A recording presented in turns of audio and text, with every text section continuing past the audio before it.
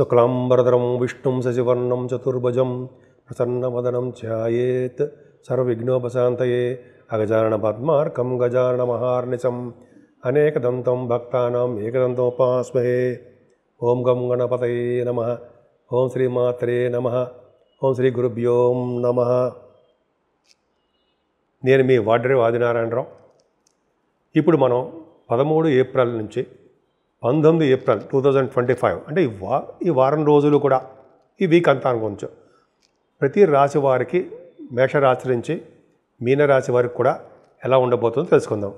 ప్రతి రాశి గురించి తెలుసుకుందామండి. ముందర ఏ రాశిలో గ్రహాలు ఎలా ఉన్నాయి. మేషరాశిలో రవి 14వ తారీఖు నుంచి ఉచ్చస్థితిలో వస్తాడండి. 3 డిగ్రీల దగ్గర పరమోచ్చలో ఉంటాడు. వృషభ రాశిలో గురుడు, అలాగే కుజుడు కర్కాటక రాశిలో ఉండడము, ఆయన 3 డిగ్రీస్ దగ్గర నీచ స్థితిలో ఉండడము, చంద్రకేతువులు కన్యారాశిలో ఉండడము, అంటే 13వ తారీఖునే కన్యారాశిలోకి చంద్రుడు వస్తాడు. అంతేకాకుండా రవి బుధ శుక్ర శనులు రాహువు వీళ్ళు 5 కలిసి మీనరాశిలో ఉండడము, బుధుడు నీచ స్థితిలో ఉండడము, శుక్రుడు కూడా వక్రగతిలో ఉండడం వల్ల శుక్రుడికే బలం లేకుండా ఉండడము జరుగుతుంది. సో ఈ విధంగా ప్లానెటరీ పొజిషన్స్ ఉన్నాయండి. కుంభరాశి వారికి ఈ వారం మొత్తం కూడా అంటే 13వ తారీఖు నుంచి 19వ తారీఖు వరకు కూడా ఏప్రిల్ నెలలో బాగుందండి. ముఖ్యంగా మీ ధనం విషయంలో ఏమాత్రం ఇబ్బంది పడరు. కాకపోతే ఏమవుతుందంటే రావాల్సిన సొమ్ము కొద్దిగా లేటుగా ఉంటుంది. ద్వితీయ భావంలో రాహు కూడా ఉన్నాడు కాబట్టి ఆభరణాలు, ధనప్రాప్తి అలాగే ఐశ్వర్యప్రదంగా ఉండడము. కాకపోతే ఏంటంటే పెద్దవాళ్ళతో తగాదాలు రావడం జరుగుతుందండి. ద్వితీయ భావంలో రవి బుధులు ఉన్నారంటే పాండిత్యం బాగా ఉంటుంది. మీకు కెమిస్ట్రీ రంగంలో మంచి నిష్ణాతులుగా ఉంటారండి మీరు. కొంతమంది అయితే రవి బుధులు అంటే డాక్టర్స్ కూడా అవడానికి అవకాశం ఎక్కువ. అలాగే ఈ ఫైనాన్స్ రంగంలో ఉంటారు మీరు రవి బుధుల కాంబినేషన్ ద్వితీయ భావంలో ఉంటే. అలాగే ద్వితీయ భావంలోనే బుధ శుక్రులు ఉన్నారు కదండి, ధనానికి ఇబ్బంది పడరు. సంగీత సాధన బాగా చేసేస్తూ ఉంటారు. అలాగే ద్వితీయ భావంలో శని ఉన్నాడు కాబట్టి అందంగా మీరు ఉంటారు. మీ మాట వినాలని, మిమ్మల్ని చూడాలని మిమ్మల్ని మీ స్నేహితులు, మీ బంధువులు చూస్తుంటారు. మీకు మాట నేర్పడతనం ఎంత ఎక్కువ, పరుషంగా మాట్లాడే తత్వం కూడా మీకు ఎక్కువ. కంట్రోల్ చేసుకోవాలి మీరు మాటలు, అదొకటి.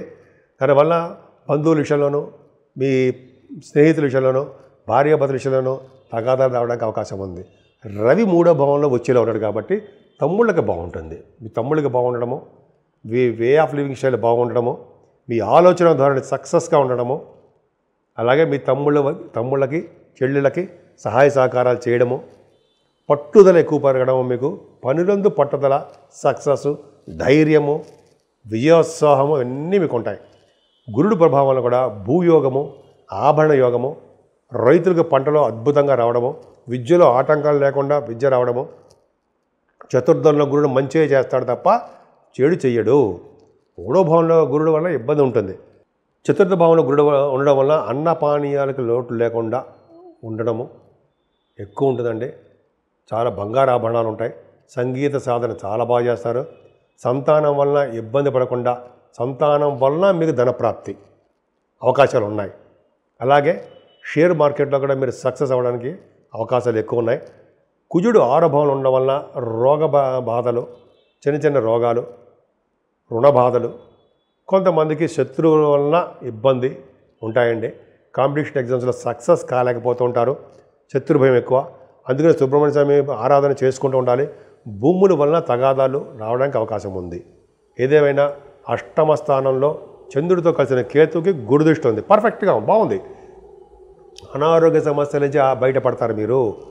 లా రిలేటెడ్ సంబంధించిన, కోర్టు సంబంధించిన వ్యవహారాలు ఏమైనా ఉంటే మీకు అనుకూలవంతమైన తీర్పు రావడమో, అనుకూలవంతమైన పరిస్థితులు ఏర్పడమో భగవంతుడి దయ వల్ల మీకు జరగబోతోంది కుంభరాశి వారికి. అంతేకాకుండా తలవంతలంపుకు వచ్చే ధనయోగము, వాహన యోగము, సేవకాజనము ఎంత బాగుందండి మీకు. అలాగే రియల్ ఎస్టేట్ రంగంలో వ్యాపారాలు కూడా అంటే భాగ్యస్థానానికి ఉండడం, కుజదృష్టి ఉండడం వల్ల రియల్ ఎస్టేట్ రంగ వ్యాపారం బాగుంటుంది.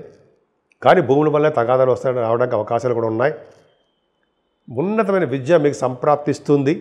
బహుశా విదేశాలకు వెళ్ళడమో, దూర ప్రాంతాలకు వెళ్ళి అక్కడ చదువుకోవడమో జరుగుతుందండి. మీకు ఉన్న ఊళ్ళో కూడా చదువుకోవడానికి అవకాశాలు ఎక్కువ.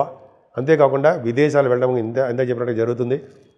తీర్థయాత్రలో గురువుగారులు పీఠాధిపతులను మీరు సందర్శిస్తారు.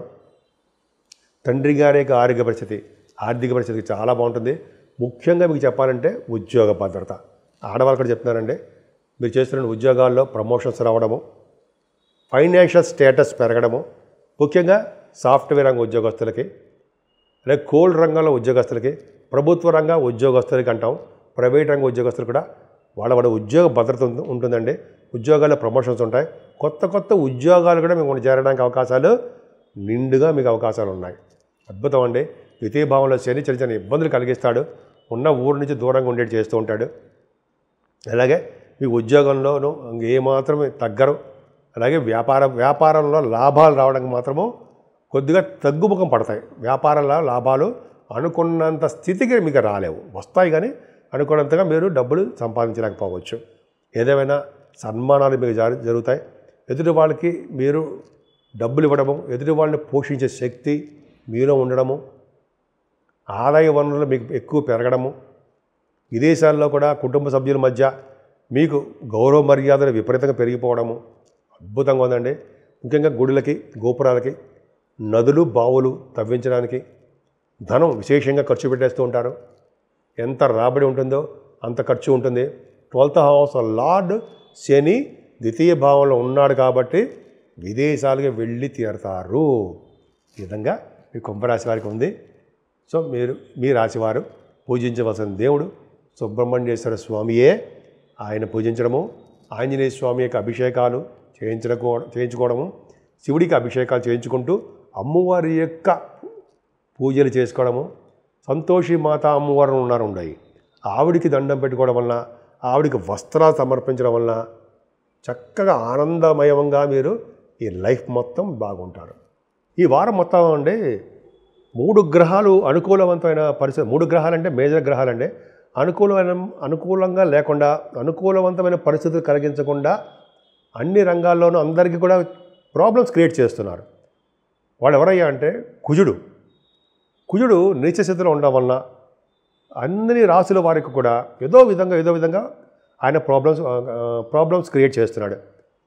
అంటే కొంతమందికి ఏమో సంతానం విషయం ఇవ్వడం విషయంలో ఇబ్బంది కలిగించడం, కొంతమందికి వివాహాలు లేట్ అయిపోతూ ఉండడము, కొంతమందికి ఏమో వివాహాలు అయినా కూడా దాంపత్య జీవితము సరిగ్గా లేకపోవడము, కొంతమందికి అయితే రియల్ ఎస్టేట్ రంగంలో చిన్న ఇబ్బందులు కలిగించడము, భూమి యొక్క తగాదాలు, వివాదాలు, చిన్న ఇబ్బందులు, ఇవన్నీ కూడా కుజుల ప్రభావం వల్ల కలుగుతున్నాయి. ఇంకా శనీశ్వరుడు వలన చాలామందికి అన్ని రాశులు అంటే కొన్ని రాశుల వాళ్ళకి చాలా ఇబ్బంది కలిగిస్తున్నాడండి. మరీ ముఖ్యంగా అంటే ధనుర్రాశి వారికి అష్టమ భావం ఉండడం వలన, అలాగే సింహరాశి వారికి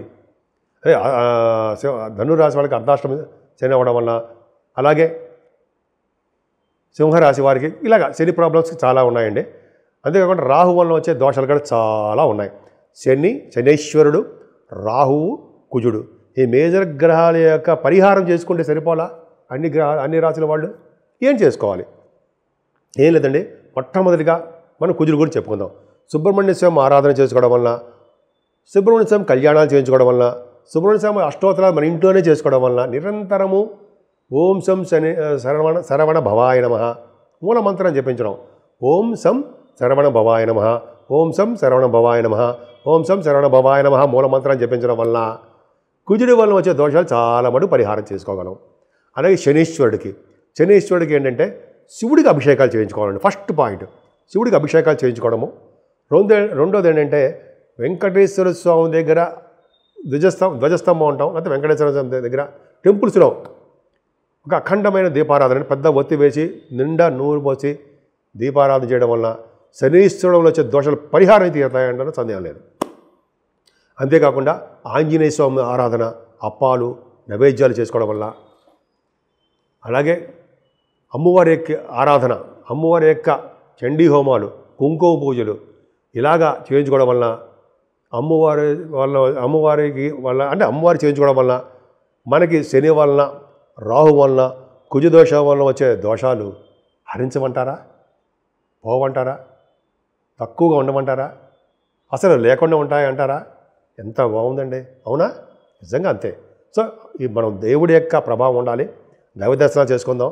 అన్నిటికంటే ముఖ్యమైనది ఎటువంటి కష్టాలు వచ్చినా, ఎటువంటి నష్టాలు వచ్చినా, ఎటువంటి సుఖదుఖాలైనా మనల్ని వెన్నంటి కాపాడి మనకి ఎటువంటి కష్టాలు వచ్చినా ముందు ఉండే భగవంతుడు ఒక్క శ్రీరామచంద్రుడే.